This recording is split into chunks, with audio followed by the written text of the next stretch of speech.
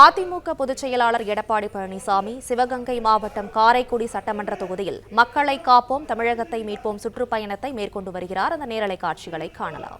நீங்க தான் போகவே மாட்டீங்கள. இன்னைக்கு பாரதிய ஜனதானா உங்களுக்கு கசக்குது. ஆனா ஏதாவது பிரச்சனை வந்துருமோன்னா உடனே ஓடி போய் கதவை தட்டுறீங்க. இது நியாயமா? இதே நல்லா சிந்திச்சு பாருங்க. தான் அண்ணன் கூட இருந்தார் 2001 பாரதிய ஜனதா திமுக கூட்டணி வச்சாங்களா இல்லையா? ஏன்னா நீங்க போட்டிட்டீங்களா இல்லையா? அண்ணனே சாட்சி. அப்போ பாரதிய ஜனதா அதே கட்சி தானே. இன்றைக்கும் பாரதிய ஜனதா தான். வேற பேர்ல இருக்குதா? இன்னைக்கும் அண்ணன் பாரதிய ஜனதா கட்சியில் தான் இருக்காரு. அன்னைக்கு அப்படியே தான் இருக்கிறாங்க. ஆனா அவர்கள்லாம் கூட்டணி வச்சா நல்லது, நாங்க கூட்டணி வச்சா மதவாத கட்சி. கேவலமா இல்லை. இது ஒரு ஜனநாயக நாடுங்க. நீங்க அரசியல் செய்ய வேண்டாம்னு சொல்லல. அந்தந்த சூழ்நிலைக்கு தகுந்த மாதிரி அந்தந்த கட்சி கூட்டணி அமைக்கும். அதுல எதுக்கு போய் தவறான கருத்தை, அவதூறான கருத்தை பரப்பி அரசியல் ஆதாயம் தேட திமுக முயற்சிக்குது. ஒரு காலம் முடிக்க நடக்காது. மக்கள் விழிப்போடு இருக்கிறாங்க. திரு ஸ்டாலின் அவர்களே, நீ எதை வேணாலும் சொல்லுங்க. எங்களை பொறுத்த வரைக்கும் எங்களுடைய கூட்டணி பலம் வாய்ந்த கூட்டணி. அண்ணா திமுக பாரதிய ஜனதா பலம் வாய்ந்த கூட்டணி. ஆகவே எங்களுடைய கூட்டணி தான் 100% தமிழகத்திலே வெற்றி பெறும். 2026 சட்டமன்ற பொதுத் தேர்தலில் அனைத்து இந்திய அண்ணா திராவிட முன்னேற்ற கழக கூட்டணி மிகப்பெரிய வெற்றி பெறும்.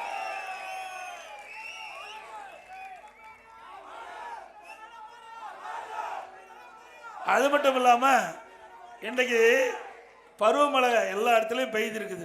பருவமழை பெய்துட்டு இருக்குது. இந்த நேரத்தில் தான் டெல்டா மாவட்டத்திலிருந்து அனைத்து மாவட்டங்களிலுமே இன்றைக்கு நடவு செய்வாங்க. நெற்பயிர் நடவு செய்கின்ற காலகட்டம். இதில் விவசாயிகள்லாம் அங்கே தொடக்க வேளாண் கூட்டுறவுகளில் போய் பயிர்க்கடன் பெறுவாங்க. அதுக்கு ஒரு தந்திரமாக திமுக அரசாங்கம் எடுத்து சிவில் ஸ்கோர் அதில் நிறைய டாக்குமெண்ட் வாங்கணும். நிறைய பேங்க்கில் போய் நீங்கள் வாங்கிட்டு வந்து கொடுத்தா தான் அத்தாச்சி, அதுக்கு தகுந்த கிளியரன்ஸ் வாங்கி வந்து கொடுத்தா தான் லோன் கொடுப்பேன்ட்டு ஒரு தவறான செய்தியை வெளியிட்டு விவசாயிகளை அலக்களித்தாங்க. நான் டெல்டா மாவட்டத்துக்கு போனேன். எல்லா மாவட்டத்திலையும் இதை எல்லா விவசாயிகளும் விவசாய பிரதிகளும் சொன்னாங்க. அதை வைத்து பாரத பிரதமர்கிட்ட ஒரு கடிதம் கொடுத்தேன். என்னங்க, நீங்கள் டெல்லியில் இருக்கிற அரசாங்கம் தான் இப்படி செய்யுதுன்னு சொல்லி தவறான பரப்பி பயிர்ப்பான உடனே நேற்றைய தினம் எங்க பார்த்து அதுக்கு ஒரு அறிக்கை விட்டுட்டாங்க. அந்த நேற்றைய தினம் உடனே திமுக அரசாங்கம் ஏற்கனவே என்ன முறையில் பயிர்க்கடன் பெற்றீங்களோ அதே முறையை பின்பற்றலான்ட்டு. ஆக அனைத்து இந்திய அண்ணா திராவிட முன்னேற்ற கழகம் இந்த விவசாயியுடைய பிரச்சனையை முன்னிறுத்தி செய்த காரணத்தினால் பாரத பிரதமர் அவர்கள் இன்றைக்கு திருச்சிக்கு வந்த பொழுது நான் நேரடியாக கொடுத்ததின் விளைவு இன்றைய தினம் அதை ரத்து செஞ்சிட்டாங்க. சிவில் ஸ்கோர் ரத்து செஞ்சு விட்டு நீங்க பழைய மாதிரியே பயிர்க்கடன் பெறலான்ட்டு சொல்லியிருக்கிறாங்க. ஆக விவசாயிகளை வஞ்சிக்கிற அரசு தொடர வேண்டுமா?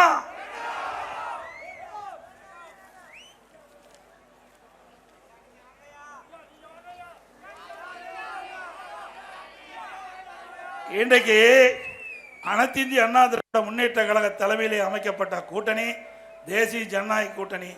என்றைக்கும் மக்களுக்காக பாடுபடுகின்ற கட்சிகள், ஏழை எளிய ஒடுக்கப்பட்ட நசுக்கப்பட்ட மக்களுடைய கஷ்டம் நஷ்டம் துன்பம் துயரம் வேதனைகள் முழுமையாக தெரிந்து இன்றைக்கு மத்தியிலும் சரி மாநிலத்திலும் சரி சரியான ஆட்சி கொடுத்த கட்சிகள் பாரதிய ஜனதா கட்சி, அண்ணா திமுக கட்சி என்பதை நேரத்திலே தெரிவித்து அடுத்த ஆண்டு 2026 சட்டமன்ற பொதுத் தேர்தலில் அனைத்து இந்திய அண்ணா திராவிட முன்னேற்ற கழகம் பாரதிய ஜனதா கூட்டணியில் போட்டுகின்ற வேட்பாளரை வெற்றி பெற செய்ய வேண்டும் என்று அன்போடு உங்களை வேண்டி கேட்டு இன்றைக்கு அனைத்து இந்திய அண்ணா திராவிட முன்னேற்ற கழக ஆட்சியில் சில திட்டங்களை இந்த பகுதியில் நிறைவேற்றுகிறோம்.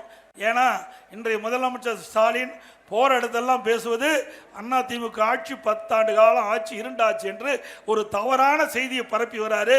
அதெல்லாம் இல்லை. 10 ஆண்டில் அனைத்து இந்திய அண்ணா திராவிட முன்னேற்ற கழக ஆட்சியில் செயல்படுத்தப்பட்ட திட்டங்கள் சிலவற்றை இந்த நேரத்தில் குறிப்பிடுறேன். காரைக்குடி நகராட்சி சிறப்பு நிலை நகராட்சியா தரம் உயர்த்தப்பட்டது. காரைக்குடி நகராட்சிக்கு 60 கோடி மதிப்பில் சாலை அமைக்கப்பட்டது. பொன்மனச்செம்மல் புரட்சித் தலைவர் எம்ஜிஆர் காலத்தில் தான் காரைக்குடி அழகப்பா பல்கலைக்கழகம் அமைக்கப்பட்டது. பொன்மனச்செம்மல் புரட்சித் தலைவர் எம்ஜிஆர் காலத்தில் தான் இந்த சிவகங்கை மாவட்டம் புதிதாக உருவாக்கப்பட்டது. காரைக்குடி மாவட்ட அரசு மருத்துவமனையாக தரம் உயர்த்தப்பட்டது. மதுரை முதல் திருப்பத்தூர் பிள்ளையார்பட்டி வழியாக காரைக்குடி வரை இண்டஸ்ட்ரியல் காரிடார் சாலை அமைக்கப்பட்டது. திண்டுக்கல் முதல் திருப்பத்தூர் வரை இண்டஸ்ட்ரியல் காரிடார் சாலை அமைக்கப்பட்டது. காரைக்குடி நீர் ஆதாரமான சம்பை ஊற்றிலிருந்து நகராட்சிக்குட்பட்ட பகுதியில் குடிநீர் குழாய்கள் அனைத்தும் சுமார் 12 கோடியில் மாற்றப்பட்டது. கழக ஆட்சியில் காரைக்குடியில் புதிய பேருந்து நிலையம் அமைக்கப்பட்டது. காரைக்குடி மாவட்ட பதிவுத்துறை அலுவலகம், ஒருங்கிணைந்த நீதிமன்ற வளாகம், புதிய மாவட்ட நூலகம், மாவட்ட சுற்றுலா மையம் அமைத்து கொடுக்கப்பட்டது. பிளே ஸ்டோர் மற்றும் ஆப் ஸ்டோரில் இருந்து பாலிமர் செயலியை QR கோடு மூலம் பதிவிறக்கம் செய்யுங்கள். செய்திகளை உடனுக்குடன் பெறுங்கள்.